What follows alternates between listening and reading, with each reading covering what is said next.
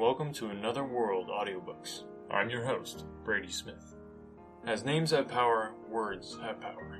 Words can light fires in the minds of men. Words can wring tears from the hardest hearts. May it please you, gentle listener, what you're about to listen to is an audiobook recording that I performed. I'm not a professional, rather I'm someone who loves words and respects the power they hold. I love books, but I find myself without as much time to read as I'd like, and that's why I love audiobooks.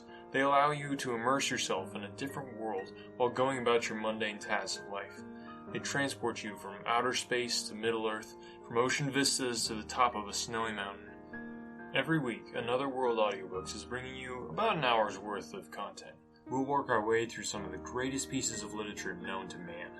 It's my hope that the audiobooks I record for you are your ticket to another world. Christmas is fast approaching, and the season would not be complete without Charles Dicken's timeless classic, A Christmas Carol. So get yourself a cup of hot chocolate, snuggle up with a blanket by the fire, and enjoy. May this recording haunt your houses pleasantly throughout this magical season. A Christmas Carol. In prose, being a ghost story of Christmas, by Charles Dicken. Preface. I have endeavoured in this ghostly little book to raise the ghost of an idea, which shall not put my readers out of humour with themselves, with each other, with the season, or with me. May it haunt their houses pleasantly, and no one wish to relate. Their faithful friend and servant, Charles Dicken. December 1843. Stave 1. Marley's Ghost. Marley was dead, to begin with. There is no doubt whatever about that. The register of his burial was signed by the clergyman, the clerk, the undertaker, and the chief mourner. Scrooge signed it, and Scrooge's name was good upon change for anything he chose to put his hand to. Old Marley was dead as a doornail. Mind, I don't mean to say that I know, of my own knowledge, what there is particularly dead about a doornail. I might have been inclined myself to regard a coffin-nail as the deadest piece of ironmongery in the trade, but the wisdom of our ancestors is in the simile, and my unhallowed hand shall not disturb it, or the country's done for. You will therefore permit me to repeat emphatically that Marley was as dead as a doornail. Scrooge knew he was dead? Of course he did. How could it be otherwise? Scrooge and he were partners for I don't know how many years. Scrooge was his sole executor, his sole administrator, his sole assign, his sole residuary legatee, his sole friend and sole mourner. And even Scrooge was not so dreadfully cut up by the sad event, but that he was an excellent man of business on the very day of the funeral, and solemnized it with an undoubted bargain. The mention of Marley's funeral brings me back to the point I started from. There is no doubt that Marley was dead. This must be distinctly understood, or nothing wonderful can come of the story I am going to relate. If we were not perfectly convinced that Hamlet's father died before the play began, there would be nothing more remarkable in his taking a stroll at night, in an easterly wind upon his own ramparts, than there would be in any other middle-aged gentleman rashly turning out after dark in a breezy spot, say St. Paul's churchyard, for instance, literally to astonish his son's weak mind. Scrooge never painted out old Marley's name. There it stood, years afterwards, above the warehouse door, Scrooge and Marley. The firm was known as Scrooge and Marley. Sometimes people new to the business called Scrooge Scrooge, and sometimes Marley, but he answered to both names. It was all the same to him. Oh, but he was a tight-fisted hand at the grindstone. Scrooge, a squeezing, wrenching, grasping, scraping, clutching, covetous old sinner.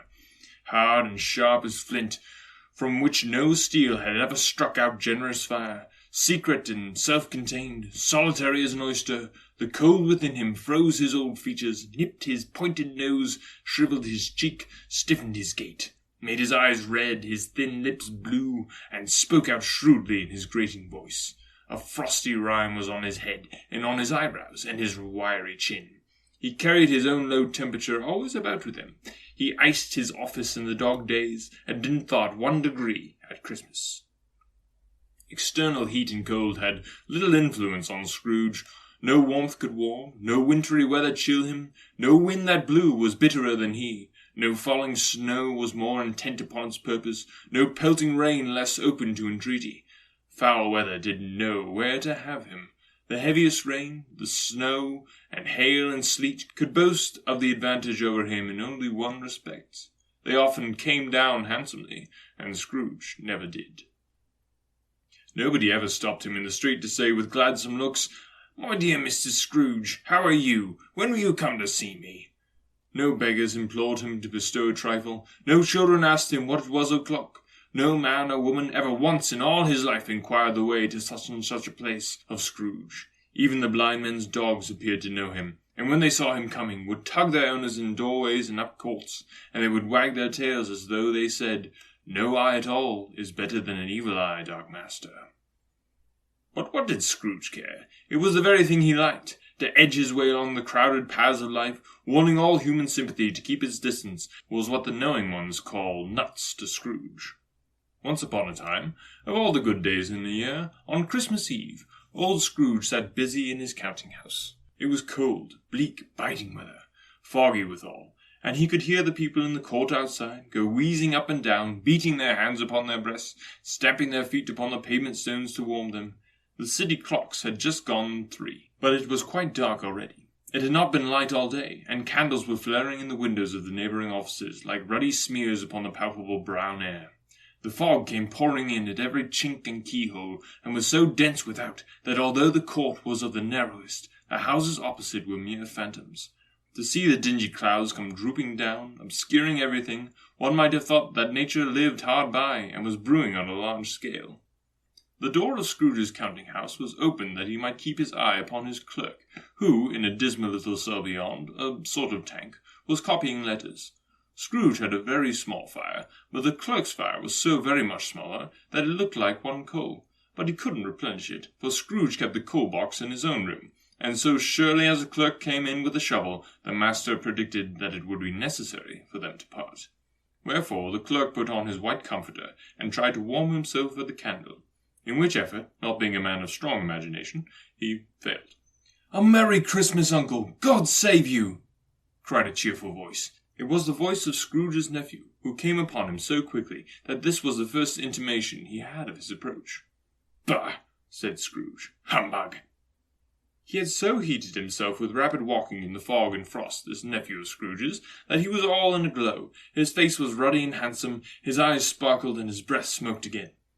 "Christmas a humbug, Uncle," said Scrooge's nephew. "You don't mean that, I'm sure." "I do," said Scrooge. "Merry Christmas! What right have you to be merry? What reason have you to be merry? You're poor enough." "Come, then," returned the nephew gaily. "What right have you to be dismal? What reason have you to be morose? You're rich enough." Scrooge, having no better answer ready on the spur of the moment, said, "Bah!" again, and followed it up with, "Humbug." "Don't be cross, Uncle," said the nephew. "What else can I be," returned the uncle, "when I live in such a world of fools as this? Merry Christmas! Out upon Merry Christmas! What's Christmas time to you but a time for paying bills without money? A time for finding yourself a year older but not an hour richer? A time for balancing your books and having every item in them, through a round dozen a month, presented dead against you? If I could work out my will," said Scrooge indignantly, "every idiot who goes about with Merry Christmas on his lips should be boiled in his own pudding and buried with a stake of holly through his heart. He should." "Uncle," pleaded the nephew. "Nephew," returned the uncle sternly, "keep Christmas in your own way, and let me keep it in mine." "Keep it?" repeated Scrooge's nephew. "But you don't keep it." "Let me leave it alone, then," said Scrooge. "Much good may it do you. Much good it has ever done you."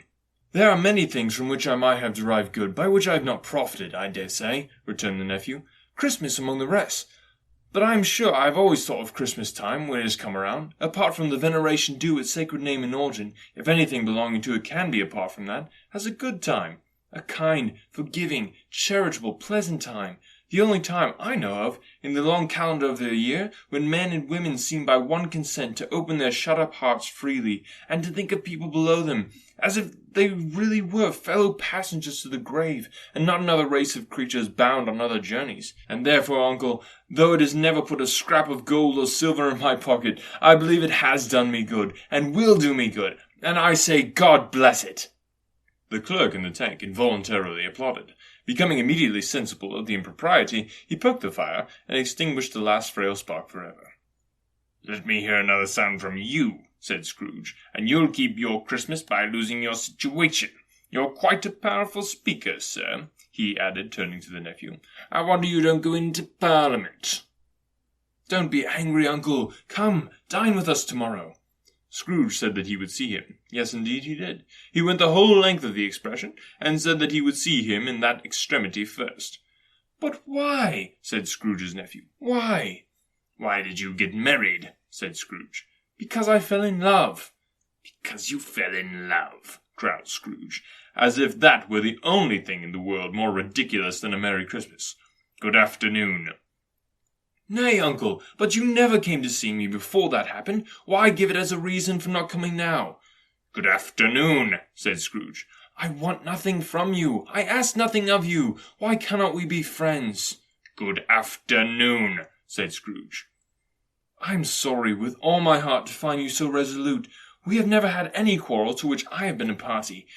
But I have made the trial and homage to Christmas, and I'll keep my Christmas humour to the last. So Merry Christmas, uncle." "Good afternoon," said Scrooge. "And a Happy New Year." "Good afternoon," said Scrooge. His nephew left the room without an angry word, notwithstanding. He stopped at the outer door to bestow the greetings of the season on the clerk, who, cold as he was warmer than Scrooge, for he returned them cordially. "There's another fellow," muttered Scrooge, who overheard them.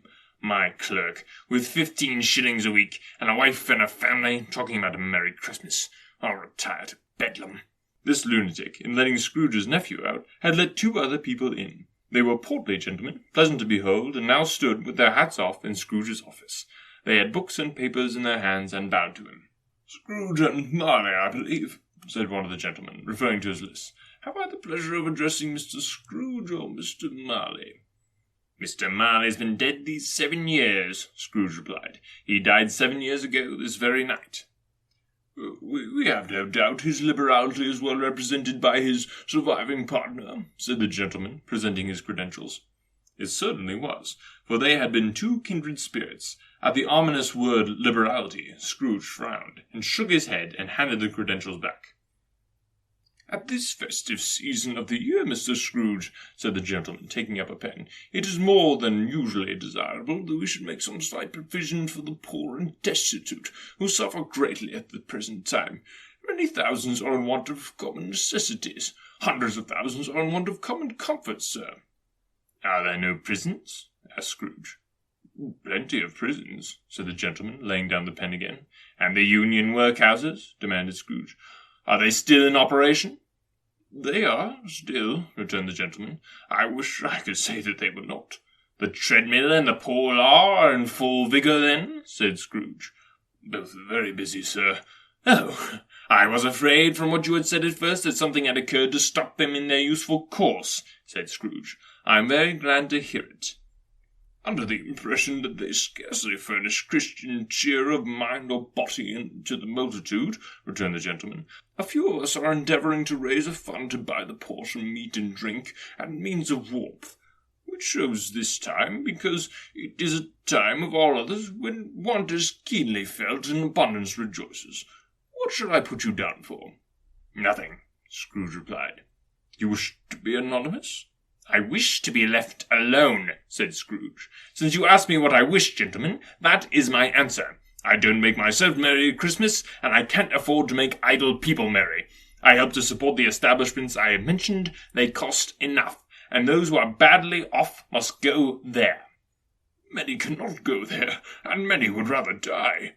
"If they would rather die," said Scrooge, "they had better do it, and decrease the surplus population. Besides, excuse me, I don't know that." "But you might know it," observed the gentleman. "It's not my business," Scrooge returned. "It's enough for a man to understand his own business, and not to interfere with other people's. Mine occupies me constantly. Good afternoon, gentlemen." Seeing clearly that it would be useless to pursue their point, the gentlemen withdrew. Scrooge resumed his labours with an improved opinion of himself, and in a more facetious temper than was usual with him. Meanwhile the fog and darkness thickened so that people ran about with flaring lamps, proffering their services to go before horses and carriages and conduct them on their way. The ancient tower of a church, whose gruff old bell was always peeping slyly down at Scrooge out of a Gothic window in the wall, became invisible, and struck the hours and quarters in the clouds, with tremulous vibrations afterwards, as if its teeth were chattering in its frozen head up there. The cold became intense. In the main street, at the corner of the court, some labourers were repairing the gas pipes, and had lighted a great fire in a brazier, round which a party of ragged men and boys were gathered, warming their hands and winking their eyes before the blaze in rapture. The water plug had been left in solitude, its overflowing sullenly congealed and turned to misanthropic ice. The brightness of the shops, where holly sprigs and berries crackled in the lamp heat of the windows, made pale faces ruddy as they passed. Poulterers' and grocers' trades became a splendid joke, a glorious pageant, with which it was next to impossible to believe that such dull principles as bargain and sale had anything to do. The Lord Mayor, in the stronghold of the mighty mansion house, gave orders to his 50 cooks and butlers to keep Christmas as a Lord Mayor's household should, and even the little tailor, whom he had fined 5 shillings on the previous Monday for being drunk and bloodthirsty in the streets, stirred up tomorrow's pudding in his garret, while his lean wife and baby sallied out to buy the beef. Foggier yet, and colder. Piercing, searching, biting cold. If the good St. Dunstan had but nipped the evil spirit's nose with a touch of such weather as that, instead of using his familiar weapons, then indeed he would have roared to lusty purpose. The owner of one scant young nose, gawked and mumbled by the hungry cold as bones and gnawed by dogs, stooped down at Scrooge's keyhole to regale him with a Christmas carol, but at the first sound of "God bless ye, merry gentlemen, let nothing you dismay," Scrooge seized the ruler with such energy of action that the singer fled in terror, leaving the keyhole to the fog and even more congenial frost. At length the hour of shutting up the counting-house arrived. With an ill will, Scrooge dismounted from his stool, and tacitly admitted the fact to the expectant clerk in the tank, who instantly snuffed his candle out and put on his hat. "You'll want all day tomorrow, I suppose," said Scrooge. "If it's quite convenient, sir." "It's not convenient," said Scrooge, "and it's not fair. If I was to stop half a crown for it, you'd think yourself ill-used, I'll be bound." The clerk smiled faintly. "And yet," said Scrooge, "you don't think me ill-used when I pay a day's wages for no work." The clerk observed that it was only once a year. "A poor excuse for picking a man's pocket every 25th of December," said Scrooge, buttoning his great coat to the chin. "But I suppose you must have the whole day. Be here all the earlier the next morning." The clerk promised that he would, and Scrooge walked out with a growl. The office was closed in a twinkling, and the clerk, with the long ends of his white comforter dangling below his waist, for he boasted no greatcoat, went down a slide on Cornhill at the end of a lane of boys 20 times in honour of it being Christmas Eve, and then ran home to Camden Town as hard as he could pelt to play at Blindman's Bluff. Scrooge took his melancholy dinner in his usual melancholy tavern, and having read all the newspapers and beguiled the rest of the evening with his banker's book, went home to bed. He lived in chambers which had once belonged to his deceased partner. They were a gloomy suite of rooms, in a lowering pile of buildings up a yard, where it had so little business to be, that one could scarcely help fancying it must have run there when it was a young house, playing at hide-and-seek with other houses, and forgotten the way out again. It was old enough now, and dreary enough, for nobody lived in it but Scrooge, the other rooms being all let out as offices. The yard was so dark that even Scrooge, who knew its every stone, was fain to grope with his hands. The fog and frost so hung about the black old gateway of the house that it seemed as if the genius of the weather sat in a mournful meditation on the threshold. Now, it is a fact that there was nothing at all particular about the knocker on the door, except that it was very large.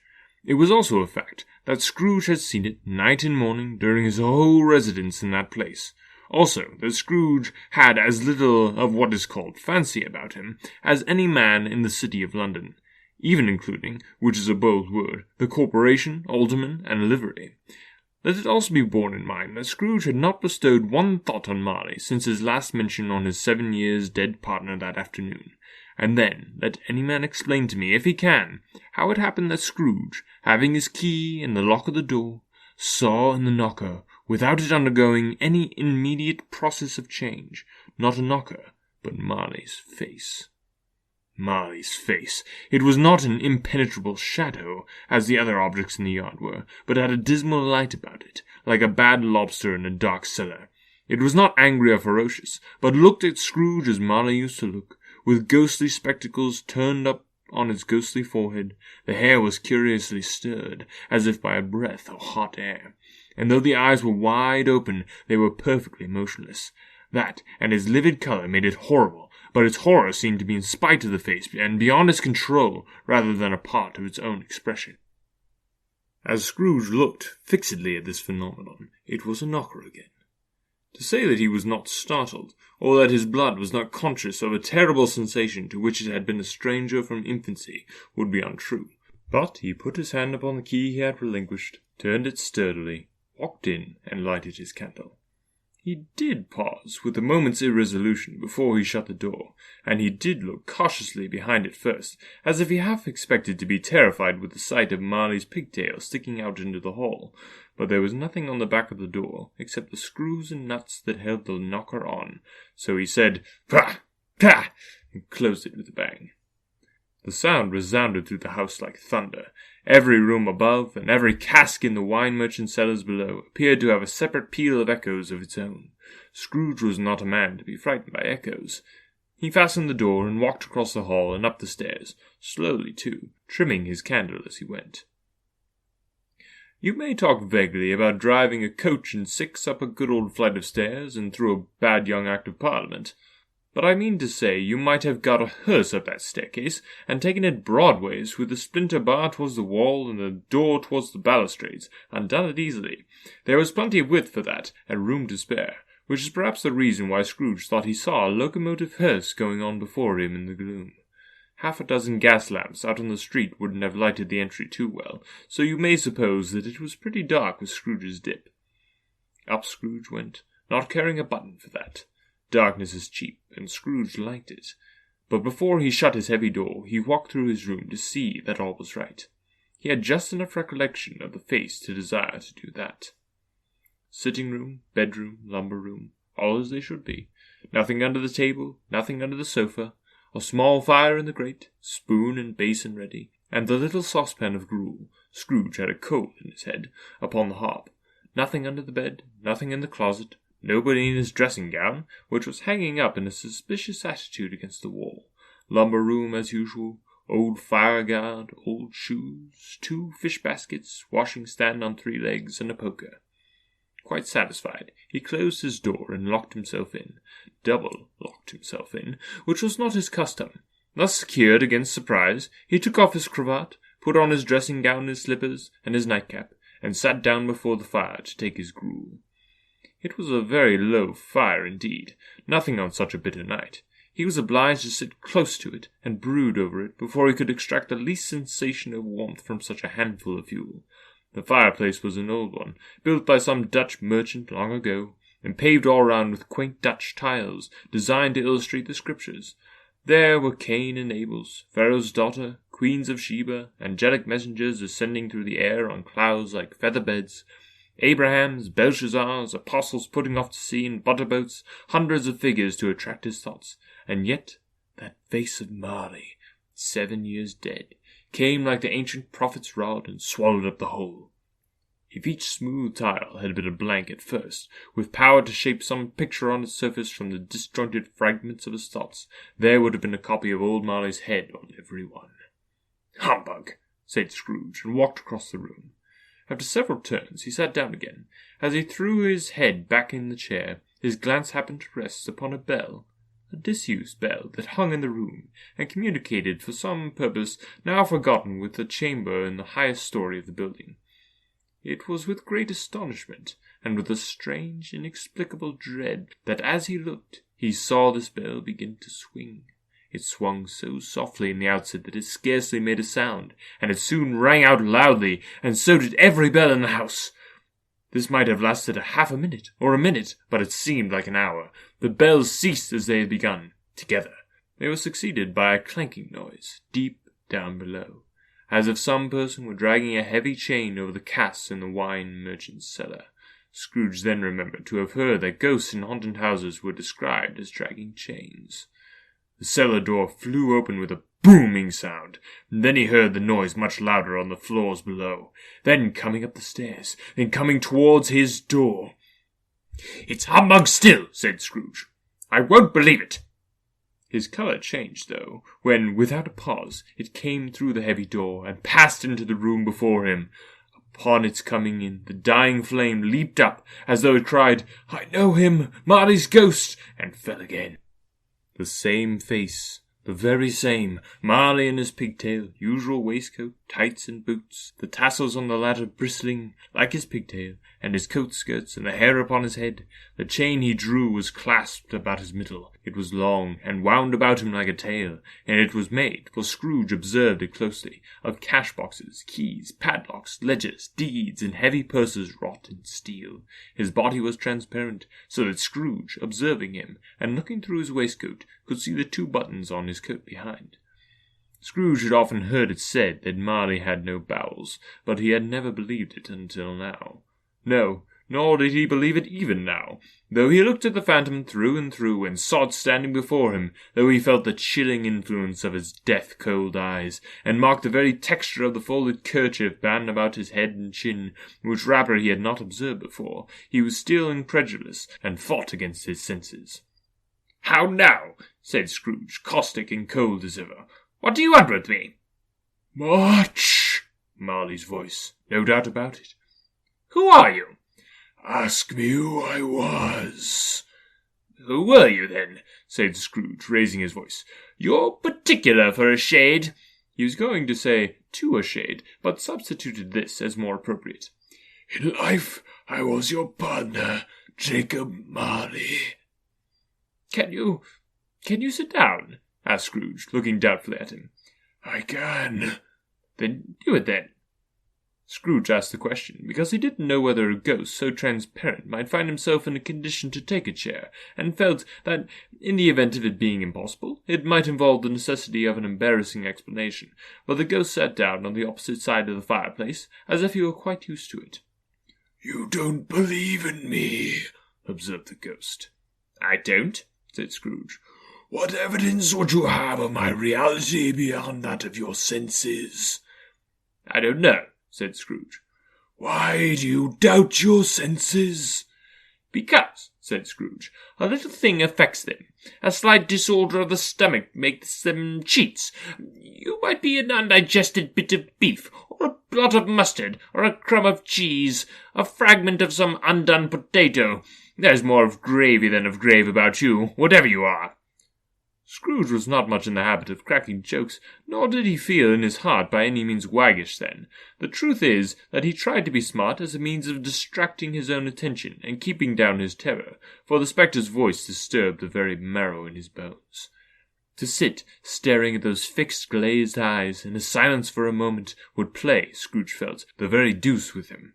There was something very awful, too, in the spectre's being provided with an infernal atmosphere of its own. Scrooge could not feel it himself, but this was clearly the case, for though the ghost sat perfectly motionless, its hair and skirts and tassels were still agitated as by the hot vapour from an oven. "You see this toothpick?" said Scrooge, returning quickly to the charge, for the reason just assigned, and wishing, though it were only for a second, to divert the vision's stony gaze from himself. "I do," replied the ghost. "You're not looking at it," said Scrooge. "But I see it," said the ghost, "notwithstanding." "Well," returned Scrooge, "I have but to swallow this, and be for the rest of my days persecuted by a legion of goblins, all of my own creation. Humbug, I tell you, humbug!" At this the spirit raised a frightful cry, and shook its chains with such a dismal and appalling noise that Scrooge held on tight to his chair to save himself from falling in a swoon.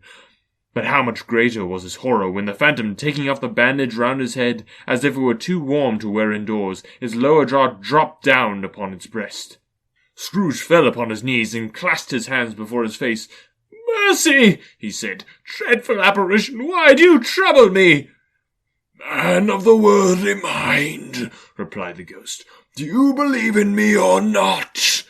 "I do," said Scrooge. "I must. But why do spirits walk the earth, and why do they come to me?" "It is required of every man," the ghost returned, that the spirit within him should walk abroad among his fellow men, and travel far and wide. And if that spirit goes not forth in life, it is condemned to do so after death. It is doomed to wander through the world.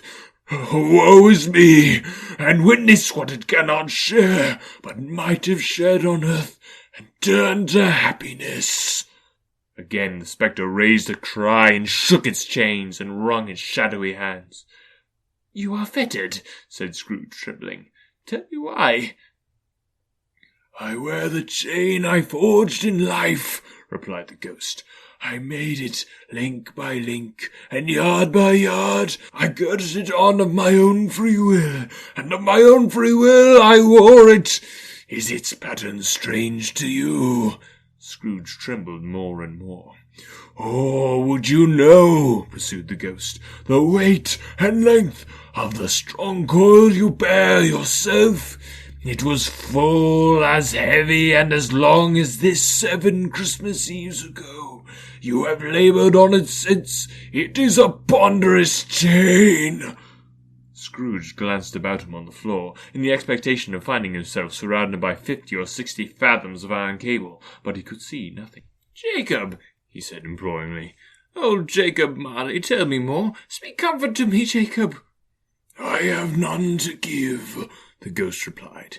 "It comes from other regions, Ebenezer Scrooge, and is conveyed by other ministers to other kinds of men. Nor can I tell you what I would. A very little more is all permitted to me. I cannot rest, I cannot stay, I cannot linger anywhere. My spirit never walked beyond our counting-house. Mark me! In life, my spirit never roved beyond the narrow limits of our money-changing hole, and weary journeys lie before me." It was a habit with Scrooge, whenever he became thoughtful, to put his hands in his breeches pockets. Pondering on what the ghost had said, he did so now, but without lifting up his eyes or getting off his knees. "You must have been very slow about it, Jacob," Scrooge observed in a business-like manner, though with humility and deference. "Slow?" the ghost repeated. 7 years dead," mused Scrooge, "and travelling all the time." "The whole time," said the ghost. "No rest, no peace, incessant torture of remorse."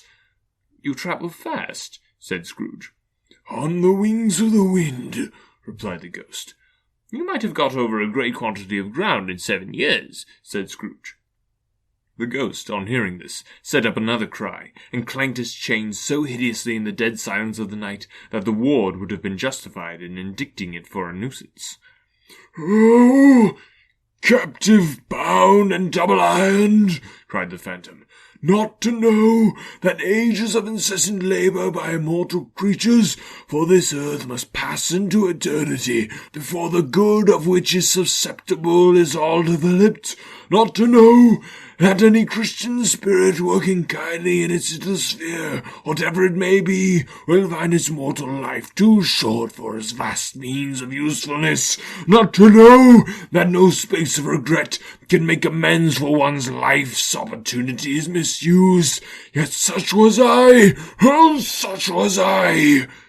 "But you were always a good man of business, Jacob," faltered Scrooge, who now began to apply this to himself. "Business!" cried the ghost, wringing its hands again. "Mankind was my business. The common welfare was my business.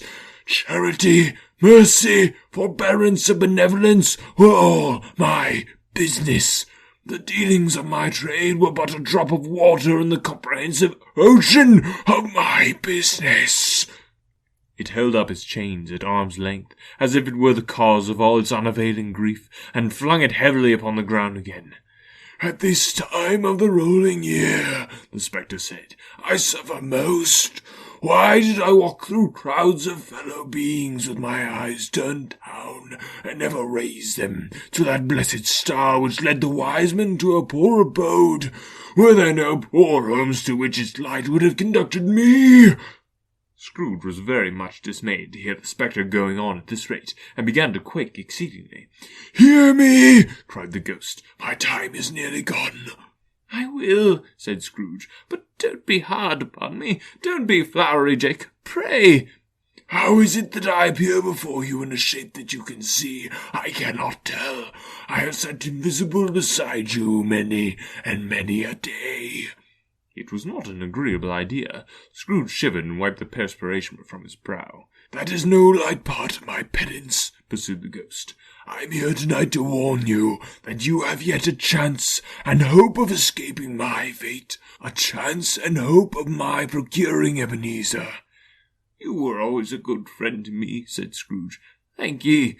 "You will be haunted," resumed the ghost, "by 3 spirits." Scrooge's countenance fell almost as low as the ghost had done. "Is that the chance and hope you'd mentioned, Jacob?" he demanded in a faltering voice. "It is." "I think I'd rather not," said Scrooge. "Without their visits," said the ghost, "you cannot hope to shun the path I tread. Expect the first tomorrow when the bell tolls 1. "Couldn't I take them all at once and have it over, Jacob?" hinted Scrooge. "Expect the second on the next night at the same hour. The third upon the next night when the last stroke of 12 has ceased to vibrate. Look to see me no more, and look that, for your own sake, you remember what has passed between us." When it had said these words, the spectre took its wrapper from the table and bound it round its head, as before. Scrooge knew this by the smart sound its teeth made when the jaws were brought together by the bandage. He ventured to raise his eyes again, and found his supernatural visitor confronting him in an erect attitude, with its chain wound over and about its arm. The apparition walked backward from him, and every step it took, the window raised itself a little, so that when the spectre reached it, it was wide open. It beckoned Scrooge to approach, which he did. When they were within 2 paces of each other, Marley's ghost held up its hands, warning him to come no nearer. Scrooge stopped, not so much in obedience as in surprise and fear, for on the raising of the hand he became sensible of confused noises in the air, incoherent sounds of lamentation and regret, wailing, inexpressibly sorrowful and self-accusatory. The spectre, after listening for a moment, joined in the mournful dirge, and floated out upon the bleak dark night. Scrooge followed to the window, desperate in his curiosity. He looked out. The air was filled with phantoms, wandering hither and thither in restless haste, and moaning as they went. Every one of them wore chains like Marley's ghost. Some few, they might have been guilty governments, were linked together. None were free. Many had been personally known to Scrooge in their lives. He had been quite familiar with one old ghost, in a white waistcoat, with a monstrous iron safe attached to his ankle, who cried piteously at being unable to assist a wretched woman with an infant, whom it saw below upon a doorstep. The misery with them all was, clearly, that they sought to interfere for good in human matters, and had lost the power forever. Whether these creatures faded into mist, or mist enshrouded them, he could not tell, but they and their spirit voices faded together, and the night became as it had been when he walked home.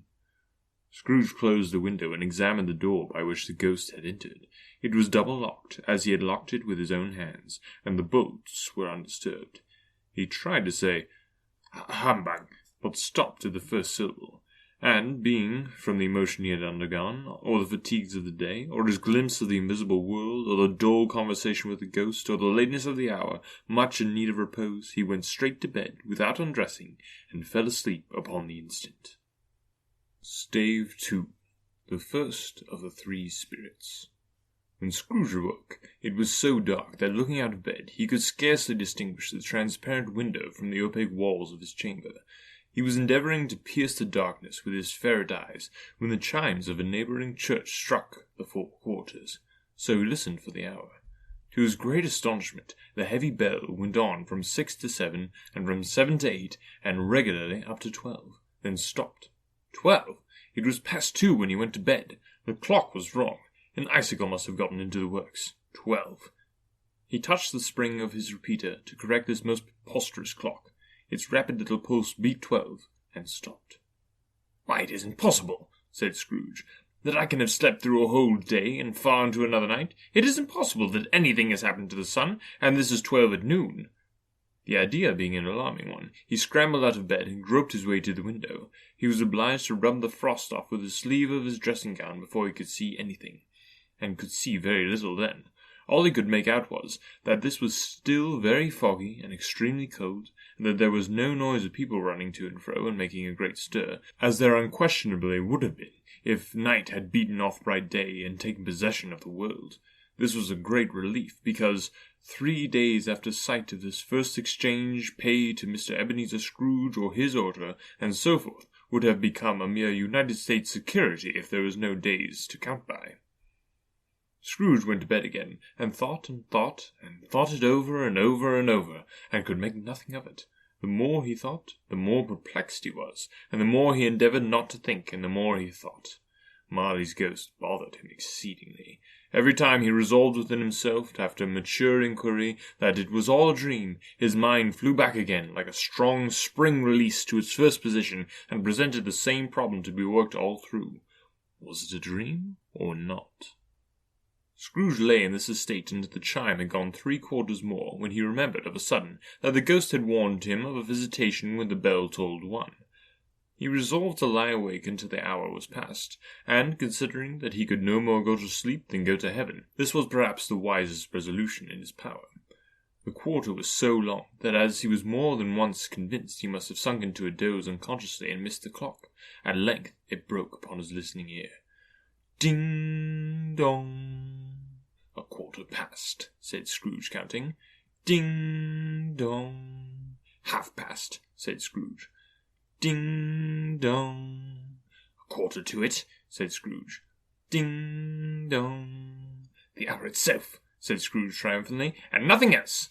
He spoke before the hour bell sounded, which it now did with a deep, dull, hollow, melancholy 1. Light flashed up in the room upon the instant, and the curtains of his bed were drawn. The curtains of his bed were drawn aside, I tell you, by a hand. Not the curtains at his feet, nor the curtains at his back, but those to which his face was addressed. The curtains of his bed were drawn aside, and Scrooge, starting up into a half-recumbent attitude, found himself face to face with the unearthly visitor who drew them, as close to it as I am now to you, and I am standing in the spirit at your elbow. It was a strange figure, like a child, yet not so like a child as like an old man, viewed through some supernatural medium, which gave him the appearance of having receded from the view, and being diminished to a child's proportion. Its hair, which hung about its neck and down its back, was white as if with age, and yet the face had not a wrinkle in it, and the tenderest bloom was on the skin. The arms were very long and muscular, the hands the same, as if its hold were of uncommon strength. Its legs and feet, most delicately formed, were like those upper members bare. It wore a tunic of the purest white, and round its waist was bound a lustrous belt, the sheen of which was beautiful. It held a branch of fresh green holly in its hand, and, in singular contradiction of that wiry emblem, had its dress trimmed with summer flowers. But the strangest thing about it was, that from the crown of its head there sprung a bright clear jet of light, by which all this was visible, and which was doubtless the occasion of its using, in its duller moments, a great extinguisher for a cap, which it now held under its arm. Even this, though, when Scrooge looked at it with increasing steadiness, was not its strangest quality. For as its belt sparkled and glittered now in one part and now in another, there was a light one instant, at another time was dark, so the figure itself fluctuated in its distinctness, being now a thing with 1 arm, now with 1 leg, now with 20 legs, now a pair of legs without a head, now a head without a body, of which dissolving parts no outline would be visible in the dense gloom wherein they melted away. And in the very wonder of this, it would be itself again, distinct and clear as ever. "Are you the spirit, sir, whose coming was foretold to me?" asked Scrooge. "I am." The voice was soft and gentle, singularly low, as if instead of being so close beside him, it were at a distance. "Who and what are you?" Scrooge demanded. "I am the ghost of Christmas past." "Long past?" inquired Scrooge, observant of his dwarfish stature. "No, your past."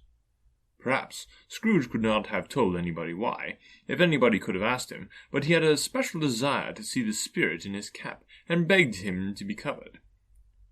"What!" exclaimed the ghost, "would you so soon put out with worldly hands the light I give?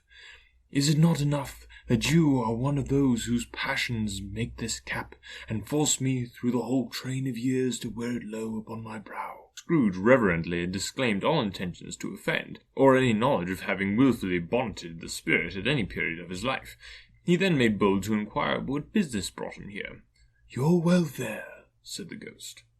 Scrooge expressed himself much obliged, but could not help thinking that a night of unbroken rest would have been more conducive to that end. The spirit must have heard him thinking, for it said immediately, "Your reclamation, then. Take heed." It put out its strong hand as it spoke, and clasped him gently by the arm. "Rise and walk with me." It would have been in vain for Scrooge to plead that the weather and the hour were not adapted to pedestrian purposes, that bed was warm, and the thermometer a long way below freezing, that he was clad but lightly in his slippers, dressing gown, and nightcap, and that he had a cold upon him at the time. The grasp, though gentle as a woman's hand, was not to be resisted. He rose, but finding the spirit, made toward the window, clasped his robe in supplication. "I'm a mortal," Scrooge remonstrated, "and liable to fall." "Bear but a touch of my hand there," said the spirit, laying it upon his heart, "and you shall be upheld in more than this." As the words were spoken, they passed through the wall and stood upon an open country road, with fields on either hand. The city had entirely vanished. Not a vestige of it was to be seen. The darkness and the mist had vanished with it, for it was a clear, cold, winter day, with snow upon the ground. "Good heaven!" said Scrooge, clasping his hands together as he looked about him. "I was bred in this place. I was a boy here." The spirit gazed upon him mildly.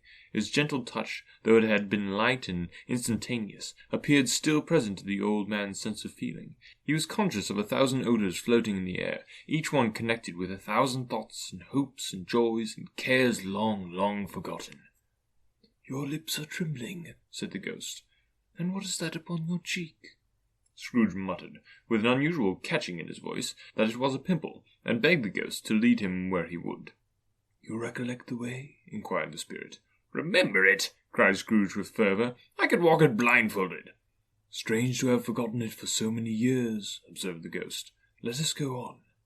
They walked along the road, Scrooge recognizing every gate and post and tree, until a little market town appeared in the distance, with its bridge, its church, and winding river. Some shaggy ponies now were seen trotting towards them with boys upon their backs, who called to other boys in country gigs and carts driven by farmers.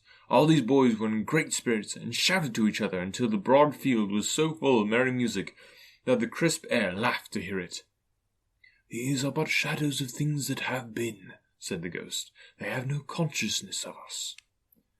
The jocund travellers came on, and as they came, Scrooge knew and named every one of them. Why was he rejoiced beyond all bounds to see them? Why did his cold eye glisten, and his heart leap up as they went past? Why was he filled with gladness when he heard them give each other Merry Christmas as they parted at crossroads and byways for their several homes? What was Merry Christmas to Scrooge? Out upon Merry Christmas! What good had it ever done to him? "The school is not quite deserted," said the ghost. "A solitary child, neglected by his friends, is left there still." Scrooge said he knew it, and he sobbed. They left the high road by a well-remembered lane, and soon approached a mansion of dull red brick, with a little weathercock-surmounted cupola on the roof, and a bell hanging in it. It was a large house, but one of broken fortunes, for the spacious offices were little used, their walls were damp and mossy, their windows broken, and their gates decayed. Fowls clucked and strutted in the stables, the coach-houses and sheds were overrun with grass, nor was it more retentive of its ancient state within. For entering the dreary hall and glancing through the open doors of many rooms, they found them poorly furnished, cold and vast. There was an earthy savour in the air, a chilly bareness in the place, which associated itself somehow with too much getting up by candlelight and not too much to eat. They went, the ghost and Scrooge, across the hall to a door at the back of the house. It opened before them and disclosed a long, bare, melancholy room, made barer still by lines of plain deal forms and desks. At one of these a lonely boy sat reading near a feeble fire, and Scrooge sat down upon a form, and wept to see his poor forgotten self as he used to be. Not a latent echo in the house, not a squeak and shuffle from the mice behind the panelling, not a drip from the half-thawed water-spout in the doe-yard behind, not a sigh among the leafless boughs of one despondent poplar, not the idle swinging of an empty storehouse door. No, not a clicking in the fire, but fell upon the heart of Scrooge with a softening influence, and gave a freer passage to his tears. The spirit touched his arm, and pointed to his younger self, intent upon his reading. Suddenly, a man in foreign garments, wonderfully real and distinct to look at, stood outside the window with an axe stuck in his belt, and leading by the bridle an ass laden with wood. Why, it's Ali Baba, Scrooge explained in ecstasy. It's dear old honest Ali Baba. Yes, I know. One Christmas time, when yonder solitary child was left here all alone, he did come for the first time, just like that, poor boy. And Valentine, said Scrooge, and his wild brother Orson. There they go. And what's his name, who was put down in his drawers asleep at the gate of Damascus? Don't you see him? And the Sultan's groom turned upside down by the genie. There he is upon his head. That serves him right. I'm glad of it. What business had he to be married to the princess? To hear Scrooge expending all the earnestness of his nature on such subjects, in a most extraordinary voice between laughing and crying, and to see his heightened and excited face, would have been a surprise to his business friends in the city indeed. There's the parrot, cried Scrooge. Green body and yellow tail, with a thing like lettuce growing out of the top of his head. There he is! Poor Robin Crusoe, he called him, when he came home again after sailing round the island. Poor Robin Crusoe! Where have you been, Robin Crusoe? The man thought he was dreaming, but he wasn't. It was a parrot, you know. There goes Friday, running for his life to the little creek. Halloo! Hoop! Halloo! Then, with a rapidity of transition very foreign to his usual character, he said in pity for his former self, Poor boy, and cried again. I wish, Scrooge muttered, putting his hand in his pocket and looking about him after drying his eyes with his cuff. But it's too late now. What is the matter? Asked the spirit. Nothing, said Scrooge. Nothing. There was a boy singing a Christmas carol at my door last night. I should have liked to have given him something, that's all. The ghost smiled thoughtfully and waved his hand, saying as it did so, Let us see another Christmas. Scrooge's former self grew large at the words, and the room became a little darker and more dirty. The panels shrunk, the windows cracked, fragments of plaster fell out of the ceiling, and the naked laths were shown instead. But how all this was brought about, Scrooge knew no more than you do. He only knew that it was quite correct, that everything had happened so, that there he was, alone again, when all the other boys had gone home for the jolly holidays. He was not reading now, but walking up and down despairingly.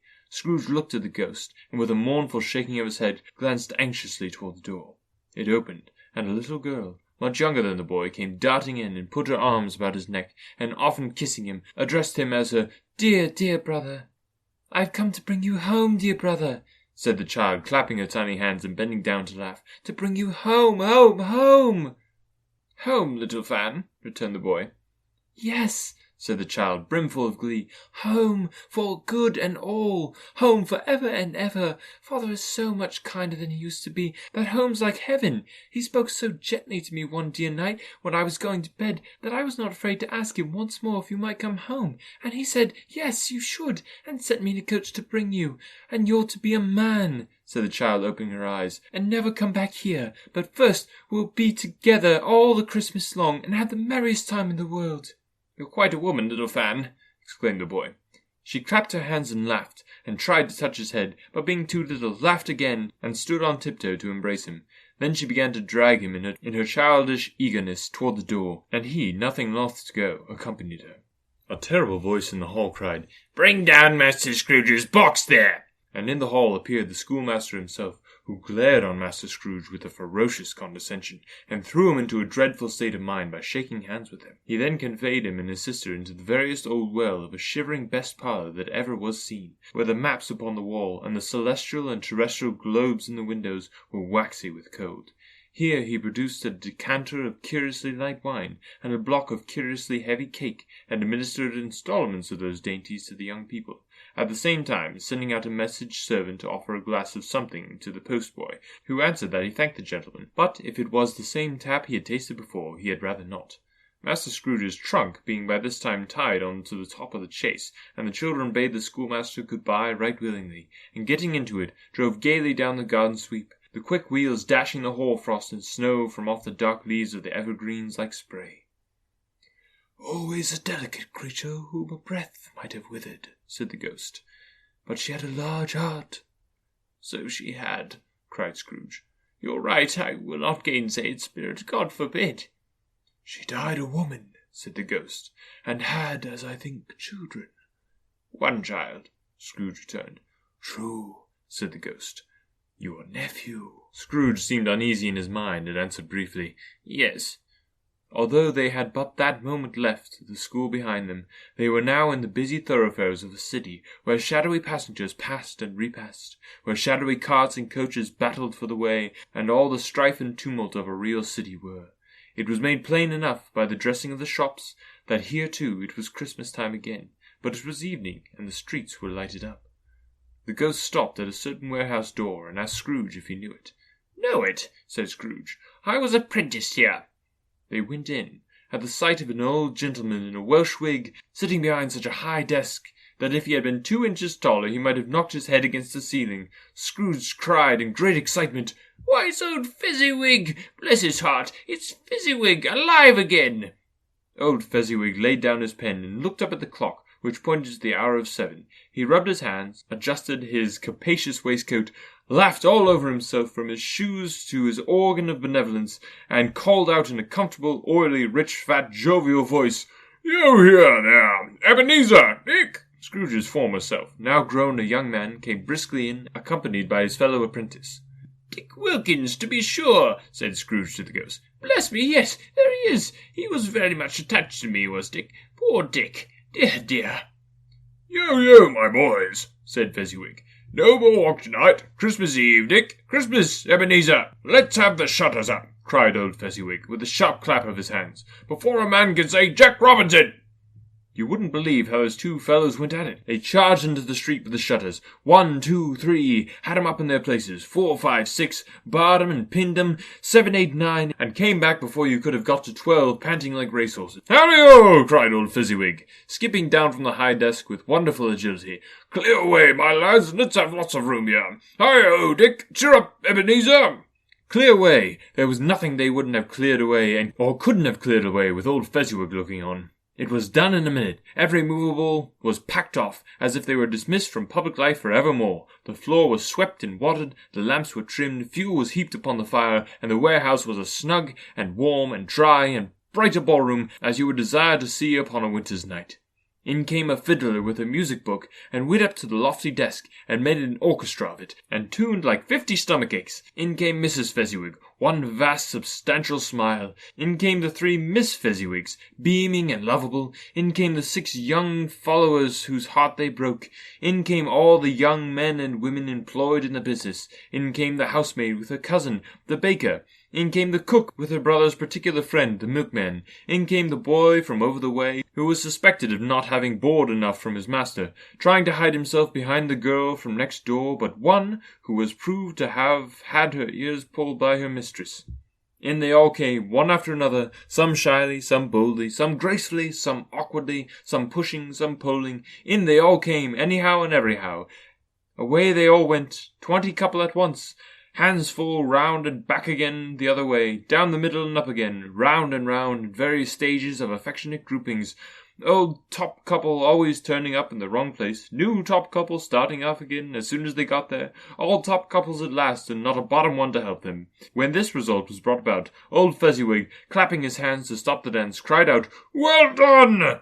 And the fiddler plunged his hot face into a pot of porter especially brewed for that purpose, but scorning the rest upon his reappearance, he instantly began again, though there was no dance as yet, as if the other fiddler had been carried home, exhausted on a shutter, and here were a brand-new man, resolved to beat him out of sight or perish. There were more dances, and there were forfeits and more dances, and there was cake, and there was negus, and there was a great piece of cold roast, and there was a great piece of cold broiled, and there were minced pies and plenty of beer. But the great effect of the evening came after the roast and boiled, when the fiddler, an artful dog, mind, the sort of man who knew his business better than you or I could have told it him, struck up Sir Roger de Coverley. Then old Fezziwig stood out to dance with Mrs. Fezziwig, the top couple too, with a good stiff piece of work cut out for them, 3 or 4 and 20 pairs of partners, people who were not to be trifled with, people who would dance, and had no notion of walking.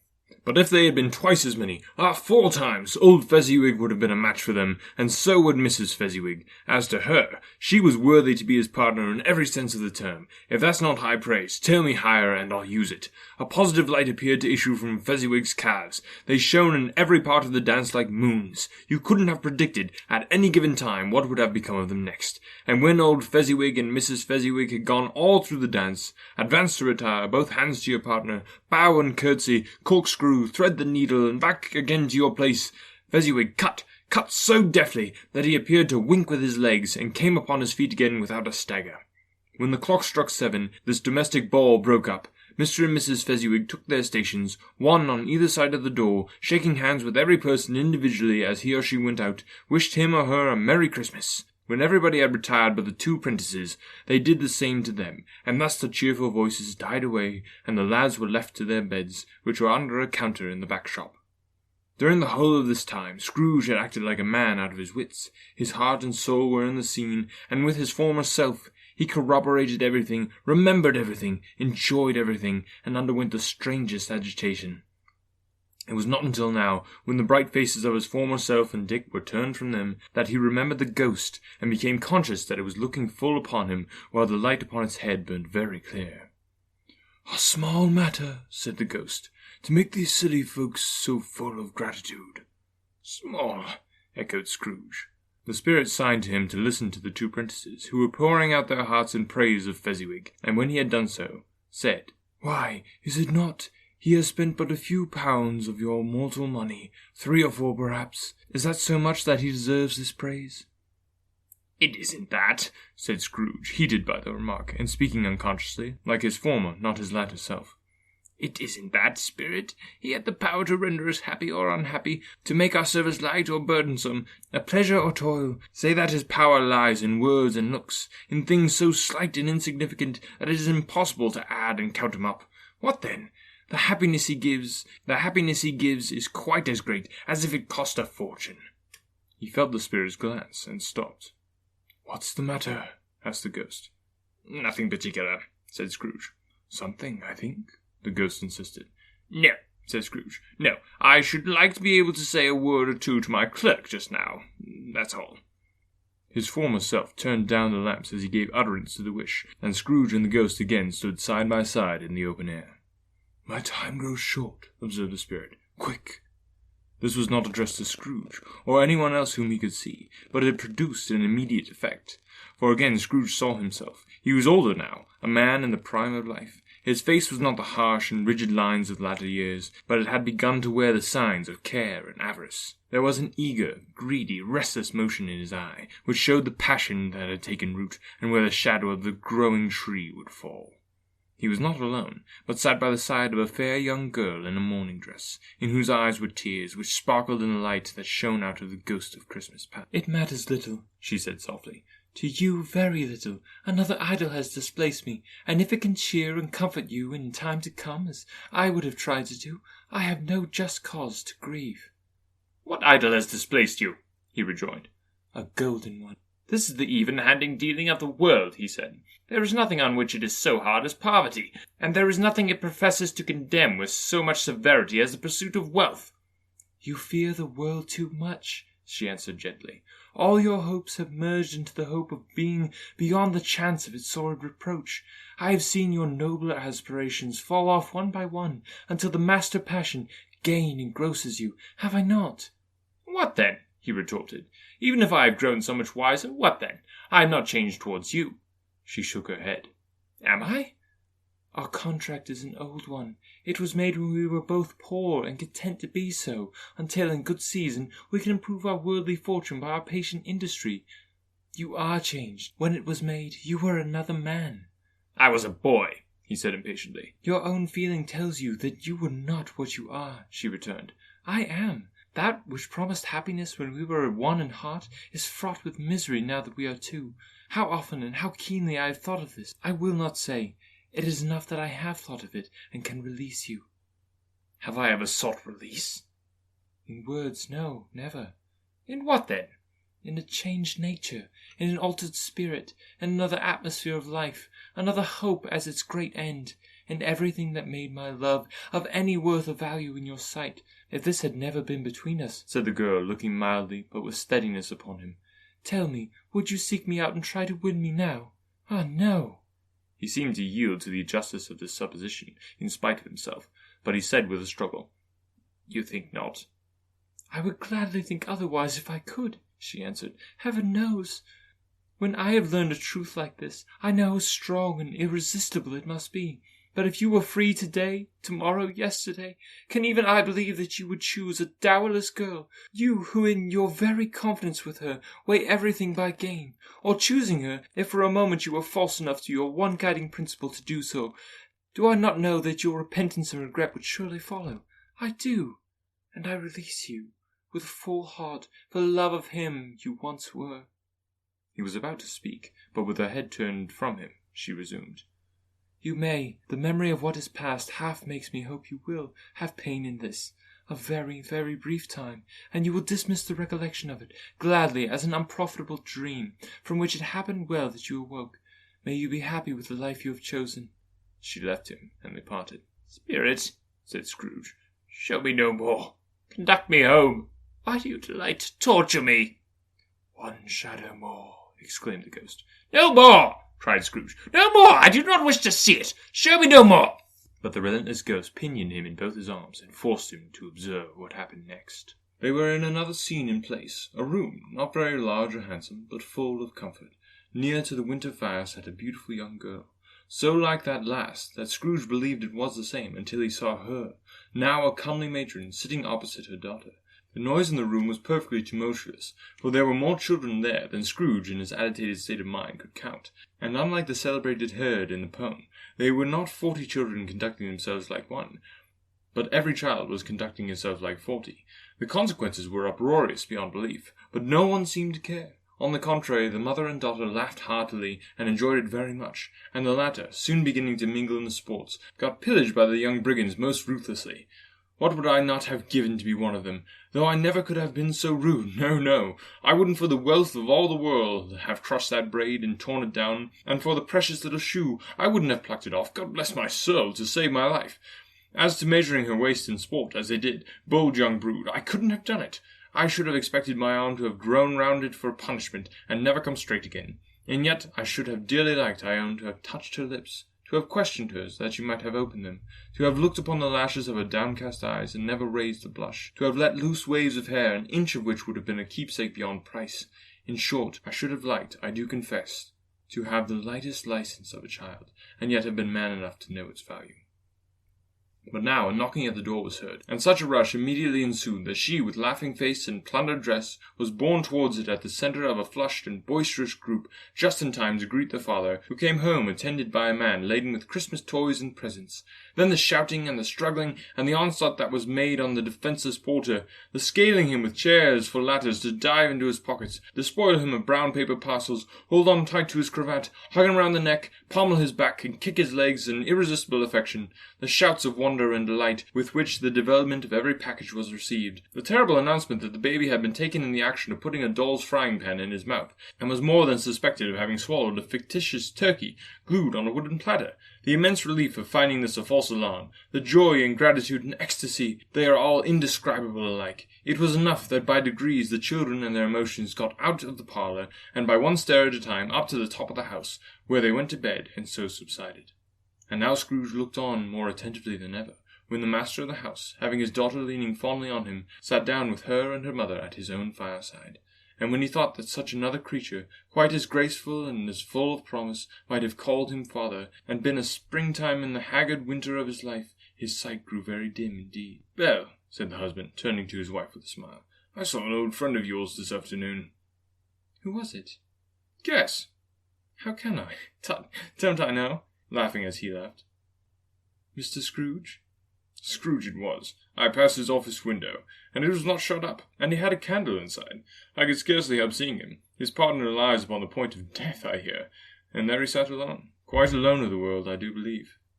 "Spirit," said Scrooge in a broken voice, "remove me from this place." "I told you these were shadows of the things that have been," said the ghost. "That they are what they are. Do not blame me." "Remove me," said Scrooge. "I cannot bear it." He turned upon the ghost, and seeing that it looked upon him with a face, in which in some strange way there were fragments of all the faces that had shown him, wrestled with it. "Leave me! Take me back! Hunt me no longer!" In the struggle, if that can be called a struggle in which the ghost, with no visible resistance of its own part, was undisturbed by any effort of its adversary, Scrooge observed that its light was burning high and bright, and dimly connecting that with its influence over him, he seized the extinguisher cap, and by a sudden action pressed it down upon the head. The spirit dropped beneath it, so that the extinguisher covered its whole form. Even though Scrooge pressed it down with all his force, he could not hide the light, which streamed from under it in an unbroken flood upon the ground. He was conscious of being exhausted, and overcome by an irresistible drowsiness, and further, of being in his own bedroom. He gave the cap a parting squeeze, in which his hand relaxed, and had barely time to reel to bed before he sank into a heavy sleep. Thank you for listening. This podcast is just getting started, and I greatly value your feedback, comments, and snide remarks. You can reach me at anotherworldaudiobooks@gmail.com. If you enjoyed this, would you consider letting me know by leaving a rating? It helps so much. Or if that's too much work, maybe just share the podcast with someone else you know who loves free audiobooks. Stay tuned for the next installment. For Another World Audiobooks, this is Brady Smith.